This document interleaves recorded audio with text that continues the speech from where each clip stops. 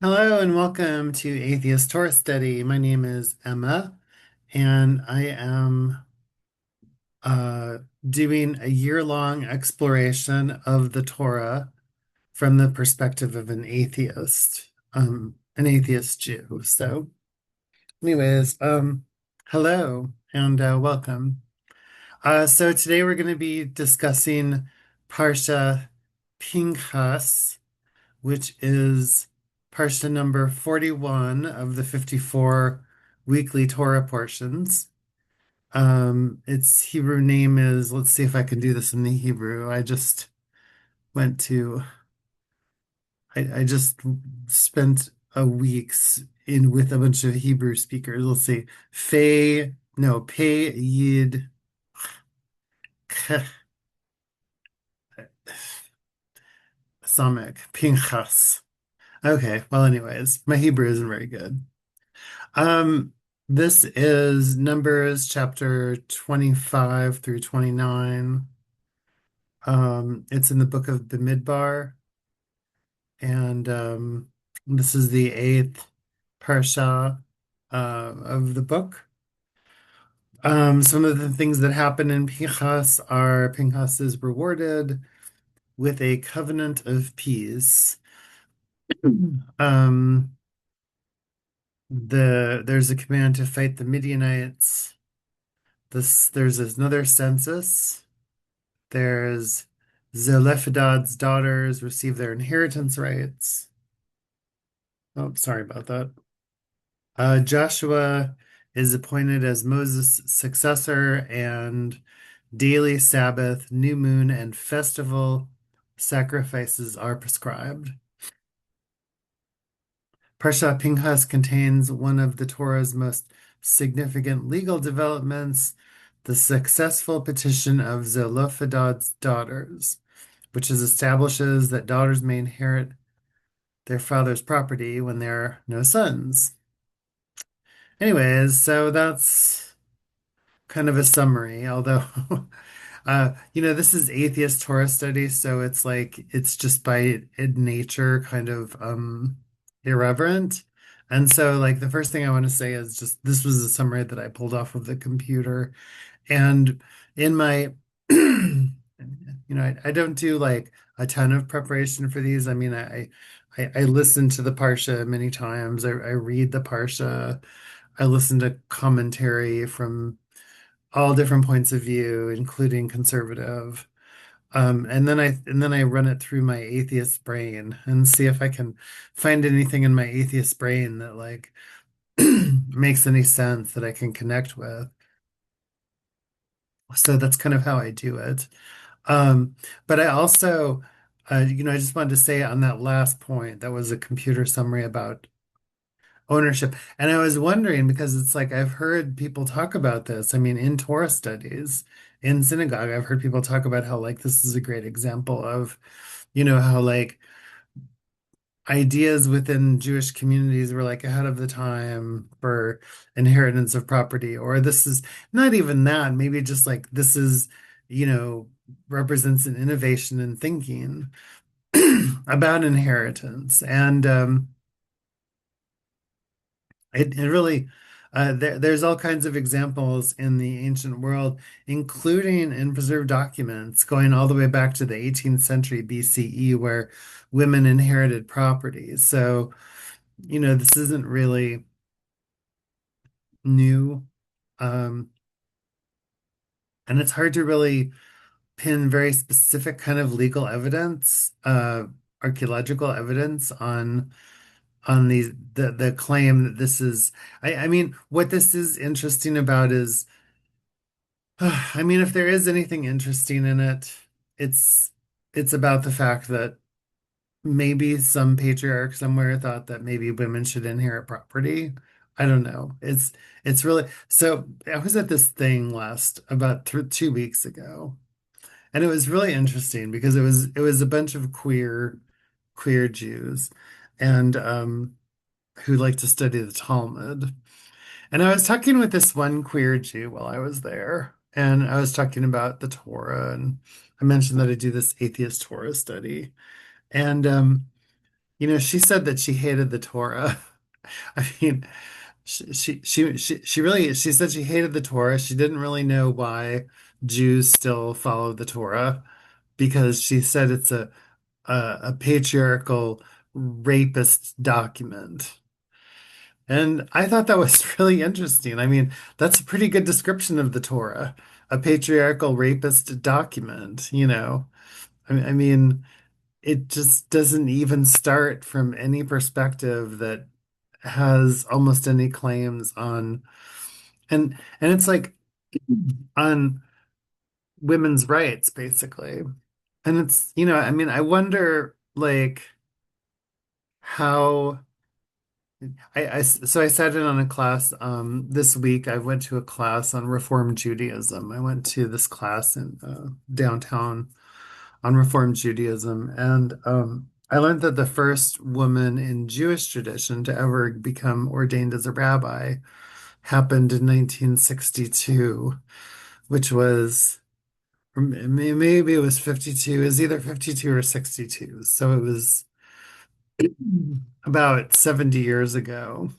So, I mean, in a tradition that claims to be, at least 3,800 years old, it's probably more like 2,500 years old, but it's been around a long time, enough time to span at least 3 millennia. Let's just say that way to be safe.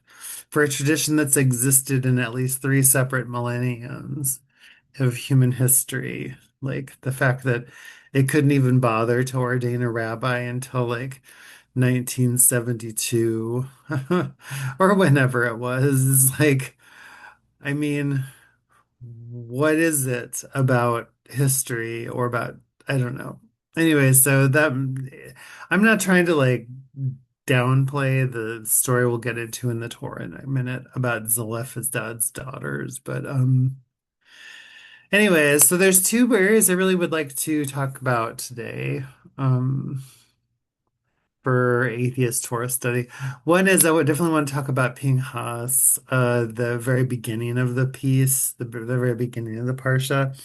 It's so in the Torah itself, like the Torah doesn't really have page breaks. I mean, in the original Hebrew, in the original Hebrew, the Torah doesn't really have page breaks. It doesn't have like parshas. It's not broken up into sections. It's like it's a big long string of words, basically.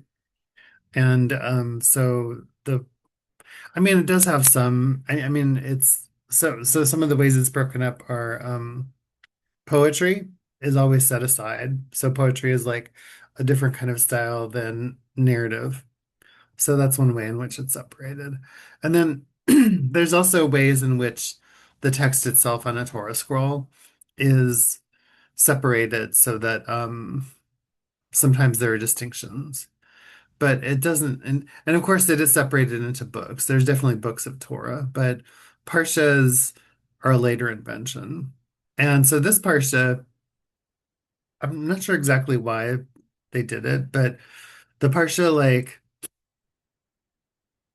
it's like the story of this one character who's a zealot.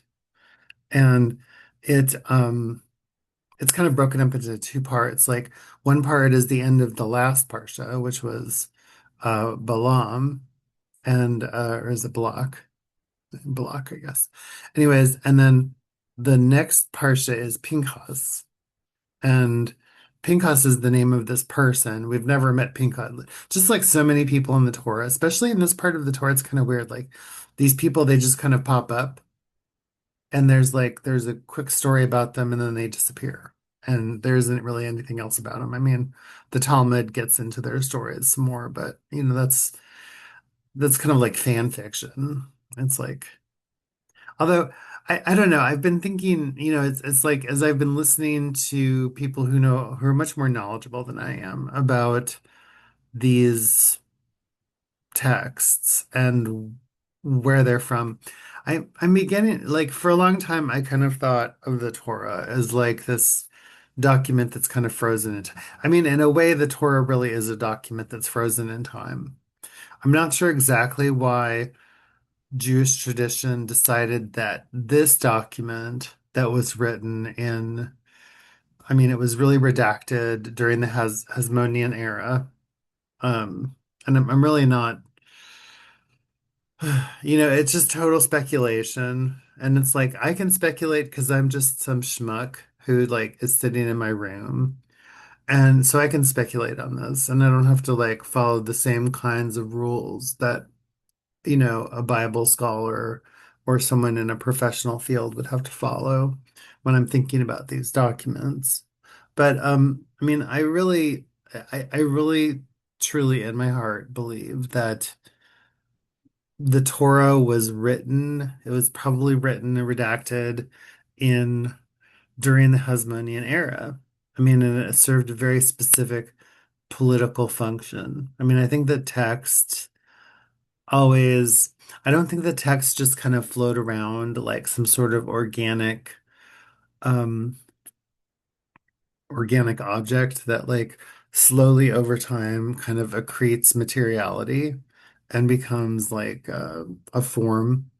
And I don't even know if I believe that texts are like the direct descendants of storytelling.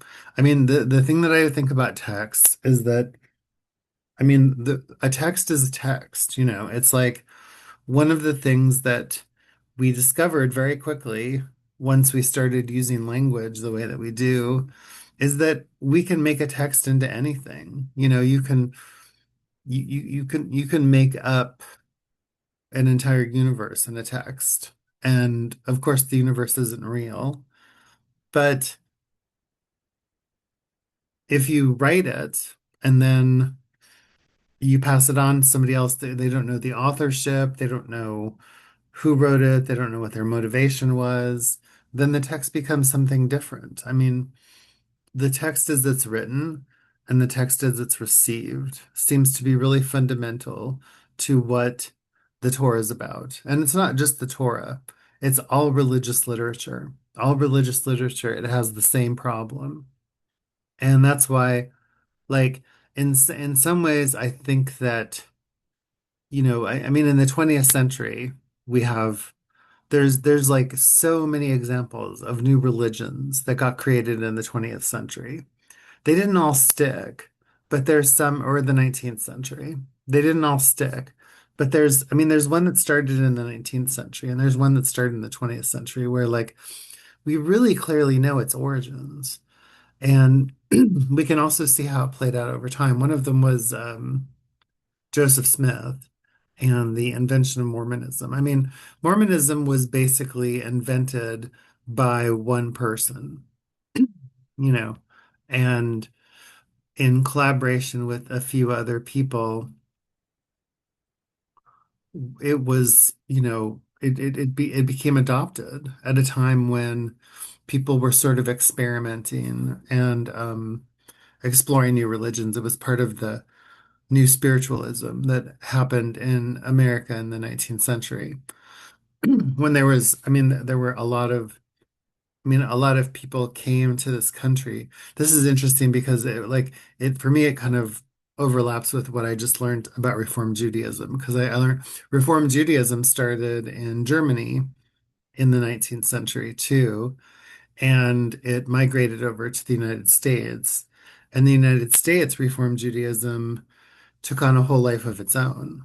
I mean, I think like most people who are Jewish now who maybe are quote unquote liberal came from a Reform Jewish background. And Reform Judaism, interestingly, so this is kind of interesting. This does actually relate to the Torah portion today. So interestingly, Reform Judaism um, became, and maybe coming to the United States, um, created uh, a set of opportunities that eventually led to the ordination of women rabbis. And so, in a way, it was kind of connected to that the movement that happened within the United States, where people came here and they felt the ability to kind of experiment and to try something new. I don't know. It's interesting because I mean, Judaism is a tradition. I mean, it's a Middle Eastern tradition, but Mediterranean, and then it became European, and um, and then it became American. Anyways, I don't know why I'm talking about this. I'm just rambling. Oh, yeah, yeah. The reason that I was talking about this is because I was talking about I mean, there's definitely there's two religions I can think of really clearly that where we know its origins. I mean, one is Mormonism, and the other one is Scientology. I mean, we really like we have, and the point of the story about both of these, about Mormonism and Scientology, is that both of these religions started out of texts. So, so each one had its own sacred text, and the text became really foundational to the development of the religion. I mean, in the same way that Christianity did too, and Judaism, I mean, Judaism, the reason that it's like, what is it I've heard? There's this great thing I've heard. It's like, um, Jews kept the Torah as much as Torah kept the Jews. I think that's what I heard. Maybe that's not right.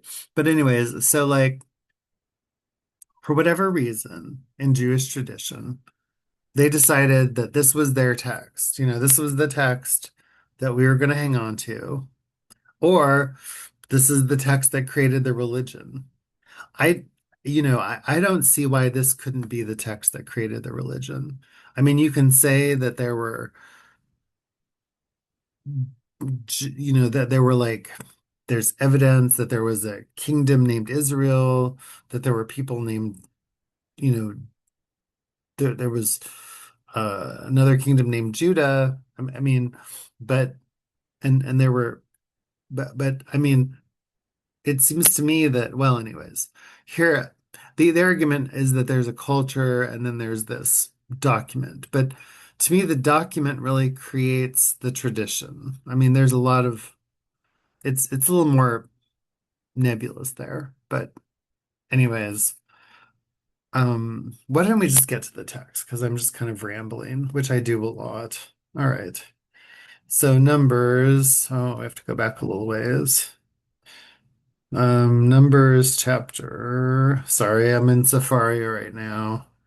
And I had it set to go, and then I read the whole thing again. And so then I ended up at the end of it. So now I've got to go back to the beginning of it.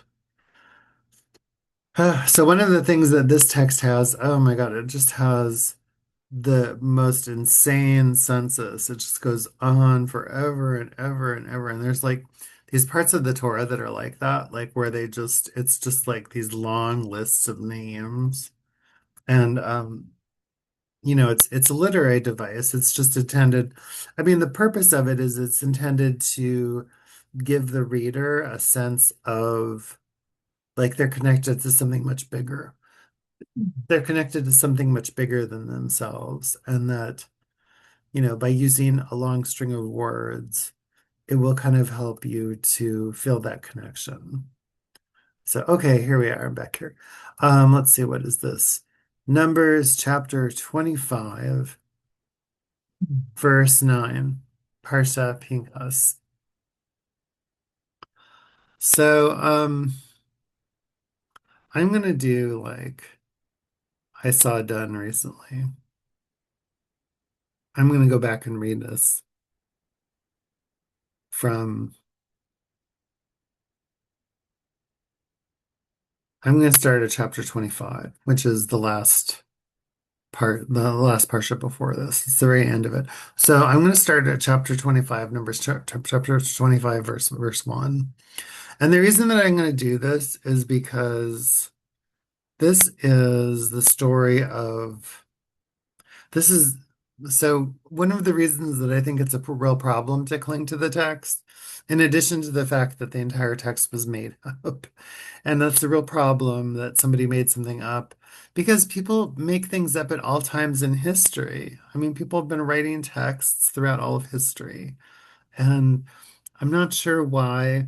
like one particular text should be privileged over another. I mean, you can call it culture, you can call it tradition, but I mean, for me, this is atheist Torah study. So it's like if I was just a faithful Jew and this was like my answer, that, like somehow this answered the questions of the world to me, then this would be my text.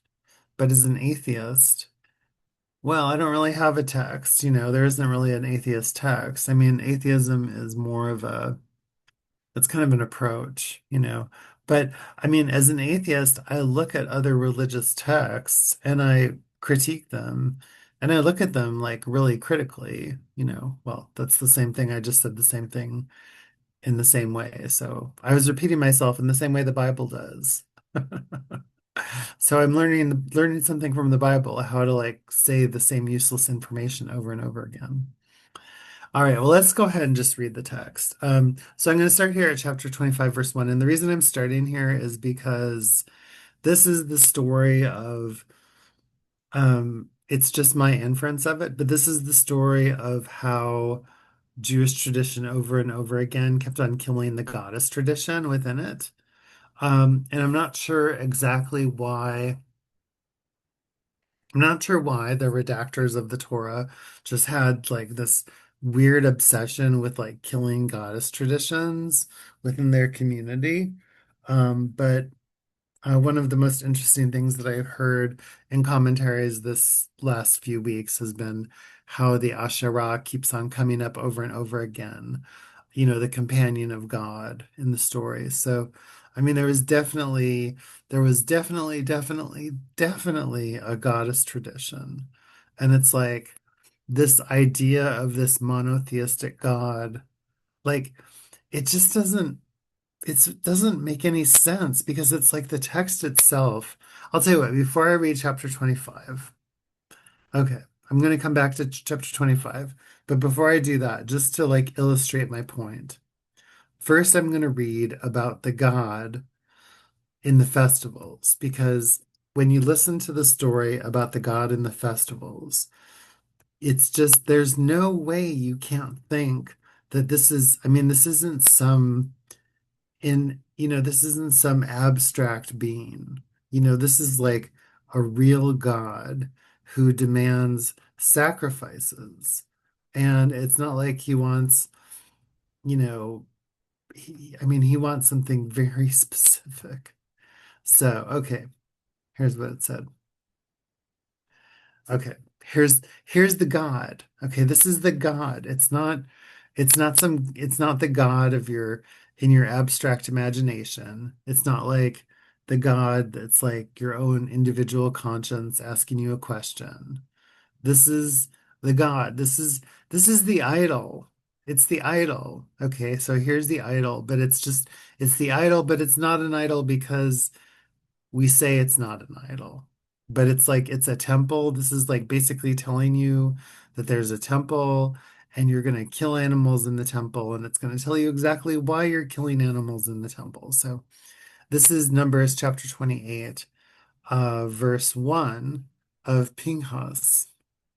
God spoke to Moses, saying, Command the Israelite people and say to them, Be punctilious in presenting me at stated times the offerings of food due me, as offerings by fire of pleasing odor to me. Okay, so you understand what that says? It's like God wants you on exact occasions every day to bring him food, feed the God. And he doesn't just want food, he wants wine, he wants grain. I mean, if I was an archaeologist and I saw this text, I wouldn't think that this is an abstract God. I would think these people think that this God really wants them to give him, even if they don't understand how the God is eating food, like somehow it's like, the animals that are sacrificed, like somehow are like the God just likes the smoke, maybe. I don't know, but this is not, you know, this I mean, the tradition got changed. The tradition got changed into prayers and study and acts of loving kindness. So somehow they were able to take this system of animal sacrifice within the temple and transform it into a new idea, which shows religions can change, you know. But if religions can change, then why don't texts change? You know, I mean, texts should change too. This should be this should be like something that you pull out you know, once in your lifetime and read it and then forget about it. You know, honestly, the same for the New Testament and the Bible. Sorry. But you know, this long, enduring, just gruesome story about, you know, nailing somebody to a cross and then watching them die for everybody. It's just like that needs to be put in a box too. And you pull it out once a year and read it, and it's like, oh, that's what they used to think back then, you know. But here's our new book, you know. It incorporates science, it incorporates philosophy, it incorporates traditions, wisdom traditions, it incorporates the best of the thinkers, you know, whatever the book is. It's like, and it's thinking about the future. I don't know. If we need a book, why do we even need a book? You know, who needs a book? I mean, maybe people who didn't have an education needed this. You know, maybe they did. Maybe people who didn't have an education needed this. I don't know if I believe that. I mean, I think that people have an inherent sense of what's fair. You know, I don't think, well, I don't know, but that's true. That's kind of more of a question of philosophy. I don't think that's really true. I wish I did, but I don't know if I believe that. I think that, I don't know. I'm not sure what I think. I don't know what I believe. I believe that people are capable of being incredibly good to each other. And I believe that people have a natural curiosity. I mean, it's not so much about how we treat each other, it's more about what our circumstances are. I mean, if we create a world where it's easy for people to maneuver um, throughout the community, if we don't put a lot of barriers in front of people, and if we think that the system that we're setting up allows the most potential freedom and the most self-determination, and also allows for the most community care and community integration, then that's not a bad system, especially if it's also taking into account the rights of nature, the rights of the future, and that sort of thing. So. I mean, I just don't know if I really see the Torah as actually doing that. It does use a lot of collective language, though. I mean, I think it's thinking about it. I mean, I think the document is thinking about it. It's just not thinking about it very well. You know, it just isn't thinking about it very well. Anyway, so let's get back to the beginning, Pinchas chapter 25, verse 1. The reason I want to read this part, which is just before the beginning of it, is because, again, this is an example of how the tradition has killed the goddess. And it's like one of the problems with the Torah is that it just has this huge masculinity overreach. You know, I mean, it's so over the top with its like masculinity. And it's like there's a problem. I mean, I understand that we can always reincorporate the text and look at the text and like redact the text in our imagination and say, well, we've transformed beyond this. I mean, I know that we can always do that.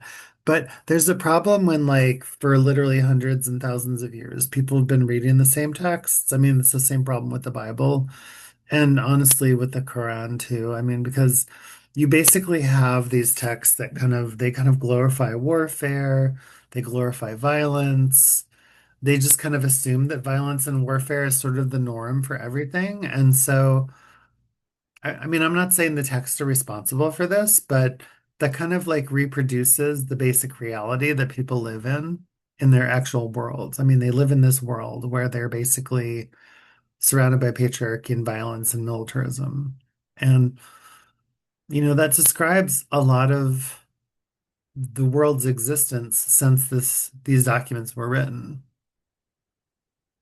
Now, it also describes the world before these documents were written. So it's not like I mean,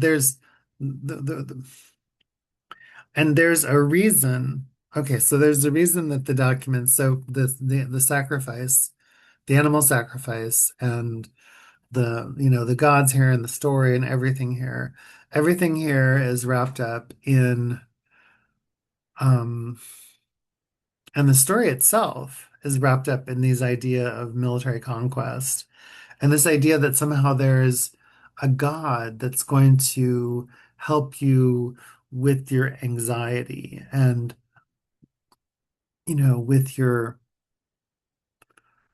desire to protect your community. And what we saw over and over again in history was that the brutality, the brutality increased. It increased from one empire to the next. I mean, by the time you got to the Roman Empire, the brutality of the Roman Empire was so severe, it was so extreme. I mean, this idea of, and so there's sort of like an anti-Torah somewhere in the ancient world. It's like nobody really wrote it, but it's like it's the Torah of what happens when you base an entire society on brutality and slavery and violence. And it's like, in a way, this is sort of like the unearthing of that. So, like, here you kind of find the impression from the shovel in the soil. It's like the violence is the thrust, the violence is the ocean that everybody lives in. Like everybody here is living in this ocean of violence. And it's like the violence is everywhere. I mean, the violence is in the text. It's definitely in the text. This is a violent God with an incredible temper and very wrathful, you know. And it's the same God in the Christian New Testament. The God doesn't change. The living situation of the people doesn't change. It's like these people are living in the shadows of different variations of empire, and those empires are horrifying. They're brutal, they're horrifying, they're just lawless, really. They're really lawless for the most part. And this is what human beings have created of themselves. And we really haven't learned anything. There hasn't really been that much growth or development. I mean, when I was 18 years old, I started working as a door-to-door uh, person. I went door to door trying to get people to sign petitions to abolish nuclear weapons and to ask for money. And that was my job. That's what I did. And but I would have done, I mean, if I'd had some other source of income, I would have done it for free. I'd still do it for free right now. I mean, I've run for office several times for national offices. I've run for U.S. Senate. I've run for U.S. House of Representatives, calling for the abolition of nuclear weapons. I mean, nuclear weapons are literally, I think, the most evil thing that human beings have ever created. I mean, I just can't think of anything more evil that human beings have ever done than manufacture nuclear weapons. And somehow we're sitting on these nuclear weapons like an egg. We're like these the collective mother hen of human society is like sitting on these nuclear weapons, and somehow we think that we can contain this violence and this genocidal instrument of destruction that like we've created. And the reason that we've created this is because of these thousands of years of living this way.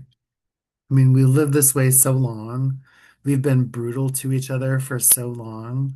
We've been so disrespectful of each other and so disrespectful of our um, inherent dignity as human beings that we've come to this. We've just come to this as a society.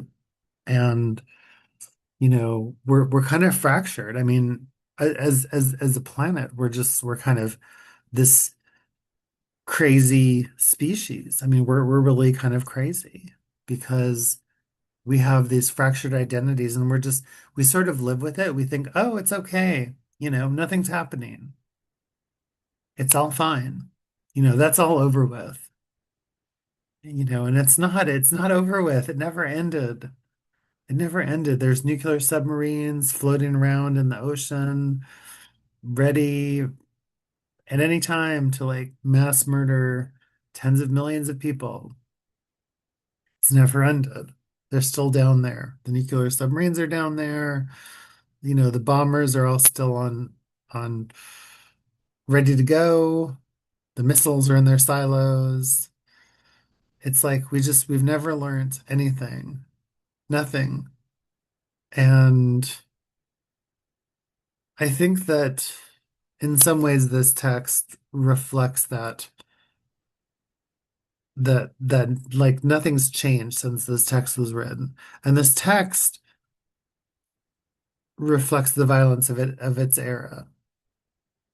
But it doesn't really give a good way to get out of it. That's the problem. That's the problem with all of these texts.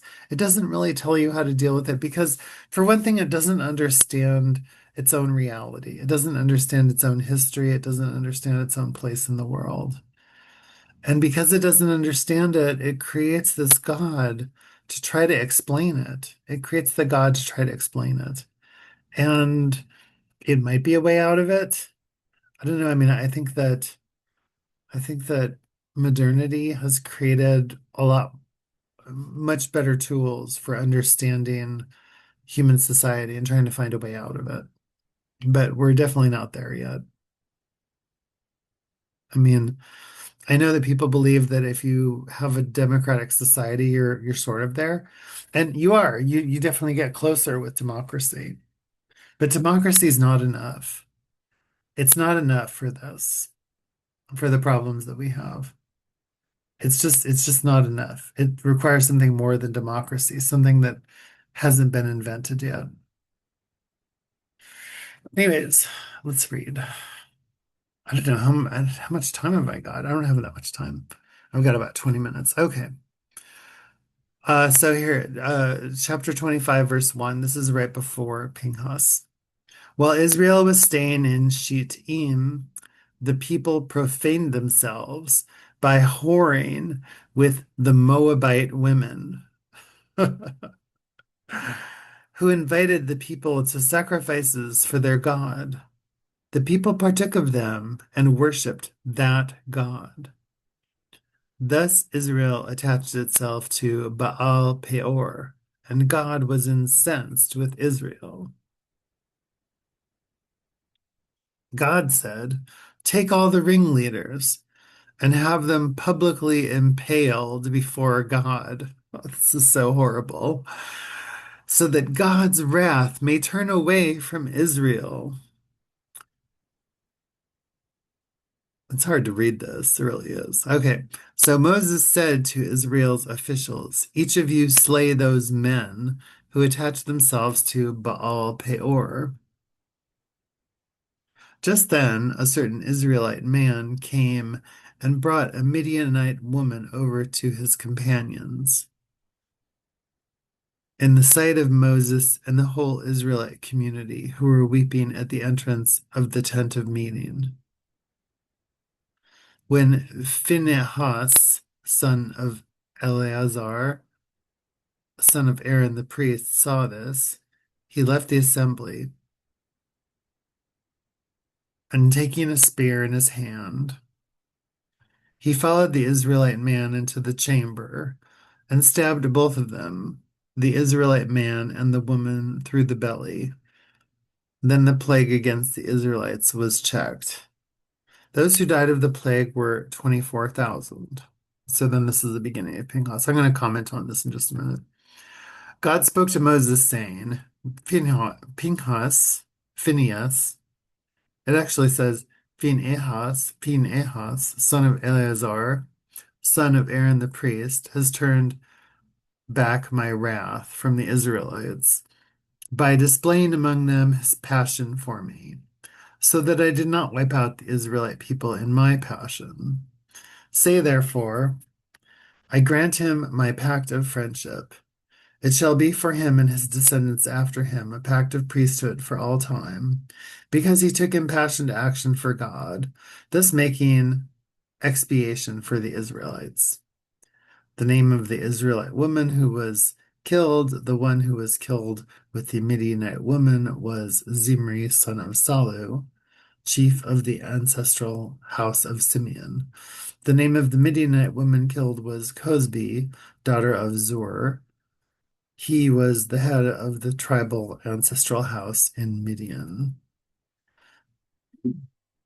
And then God spoke to Moses, saying, Assail the Midianites and defeat them, for they assailed you by the trickery they practiced against you, because of the affair of Peor, and because of the affair of their kinswoman Cosbi, daughter of the Midianite chieftain, who was killed at the time of the plague on account of Peor. So that's it. That's how the goddess tradition is defeated and wiped out in the ancient world. And I mean, I think that this is the story of the slaying of the goddess. It's the death of the goddess. And I think that part of the reason that our human culture is just completely screwed up the way that it is because the world has basically been led by men for like thousands of years. And this is what men create, you know.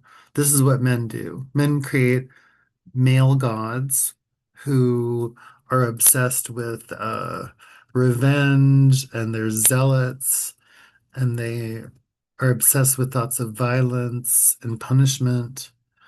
And I mean, I'm not saying that women don't have the capacity for that too, but men have so much more capacity for violence and for just um, brutality. Men just do. They have so, I mean, believe me, as a transgender person who's like was born male, so much of everything in my brain that was shaped by male culture understands how men think and how men live. And then I've spent the last third of my life living, in the expression of a female. I mean, I understand I'm not a biological female, and I mean, I don't have my brain isn't necessarily the same architecture as, I mean, like my corpus callosum definitely isn't as thick. It's not as integrated between the left and right hemispheres. And I probably don't have the same, uh, besides that, I'm not sure what to say. I mean, I know that, like for me, being transgender is a very real thing. I mean, but I understand that I'm not like just female, period. I mean, but the point of the story, the reason I'm telling the story is that this is a story about a male god. This is a story about uh male action. This is a story about male vengeance, about male aggression, about male violence, about male zealots. This is what men are taught to do in warfare, is to be like this. This is what they're taught.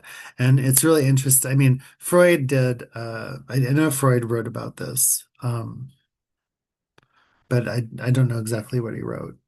So I know that Freud definitely looked at sexuality in the Bible. I mean, that was definitely one of the places he looked at. And I mean, this is definitely, so here, this is, I'm not sure what this is exactly sexually, but well, no, there is. Okay. So And again, I'm just some person sitting in my room. So, I'm never speaking like I'm an authority because I'm not. I mean, I'm just a regular person just spinning ideas, but um things that I've heard. So I mean, to me, this story, it's about sublimated sexual um expression. So this is, and this is part of what patriarchy does. One of the things patriarchy does is it connects sexuality and aggression. And I mean, I think that within men, sexuality and aggression are already linked, but this does this is like just telling you, here's how you do it, And so the violence that's in this part of the Torah, the violence that you see written here, is sexual. It's sexual violence. So this is why, like I said, when I talked to that woman, a queer Talmud camp, and we were talking about this. I mean, this is where she says the Torah is a patriarchal, rapey document, and I don't know why anybody pays attention to it. I mean, this is a great example of it, and it's like so. So that's Pinchas. So let me read um, the other part just to kind of bookend these two parts of this parsha. It's the story of Zelophehad's daughters, and it's presented as some kind of a this is presented as some kind of like enlightenment or some kind of um like there's something good about this, and it's not that it's bad. I mean, I already talked about this a lot, so I don't need to go on about it, but I just want to kind of bookend the two stories because, like, at the front of the story, you have basically the death of the goddess. There's a really apt description of a fertility ritual. And then, kind of near the end of the Parsha, not quite near the end, there's an attempt to sort of like, by the redactors, they're like, oh, we have to somehow acknowledge that women exist. So, this is kind of where they do it. This is Numbers chapter 27, verse 1. The daughters of Zelophehad of Manassite family, son of Hefer, son of Gilead, son of Machir, son of Manasseh, son of Joseph, came forward. The names of the daughters were Mahlah, Noah, Hoglah, Milcah, Tirzah. They stood before Moses, Eleazar the priest, the chieftains, and the whole assembly at the entrance of the tent of meeting. Our father died in the wilderness. He was not one of the faction of Korah that banded together against God, but died for his own sin. He has left no sons. Let not our father's name be lost to his clan just because he had no son. Give us a holding among our father's kinsmen. Moses brought their case before God. And God said to Moses, the plea of Zelophehad's daughters is just. You should give them a hereditary holding among their father's kinsmen. Their transfer their father's share to them. Further speak to the Israelite people as follows. If a man dies without leaving a son, you shall transfer his property to his daughter. If he has no daughter, assign it to his brothers. If he has no brothers, assign it to his father's brothers. If he has no father's brothers, you shall assign the property to his nearest relative in his own clan who shall inherit it. This shall be the law of procedure for the Israelites in accordance with the God's command to Moses. Anyway, so that's what it is. So yeah, great. So if there's no sons, then the daughters get the property. Great. Okay, so that makes up for everything in the Torah. That's great. Yeah, that's just peachy keen, you know. That's nice. It's nice of them to think of the women. Nice of them to think of the ladies. I don't know. Anyways, I think that's all I got today. This is Atheist Torah Study. This has been Parsha Pinchas. Next week is Parsha Matot Maseh, and it's almost the end of the book of Numbers. So I'll be back in a couple of days though, because just catching up. I was on vacation and I'm just catching up now. So I'll probably see you in a couple of days if you're watching this in real time. Of course, nobody does watch this, so I'm not really worried about it. But that's where I'll be in a couple of days. All right, thank you.